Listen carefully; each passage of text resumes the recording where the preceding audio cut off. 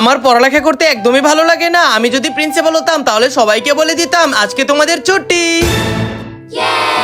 আমি এই প্রিন্সিপালের মতো কাপড় কেন পরে আছি? প্রিন্সিপাল ম্যাডাম, এটা আপনি কি করলেন? সবাইকে ছুটি দিয়ে দিয়েছেন, এবার আমরা পড়াবো কাকে? এখন তো আমি সত্যি সত্যি প্রিন্সিপাল হয়ে গেছি। এখন আমি এইভাবে এই স্কুলটাকে চালাবো যেভাবে আমি স্টুডেন্ট অবস্থায় চাইতাম। বাচ্চারা, আজকে তোমাদেরকে স্কুলে এনেছি পড়ার জন্য নয়, তোমাদেরকে খাওয়ানোর জন্য।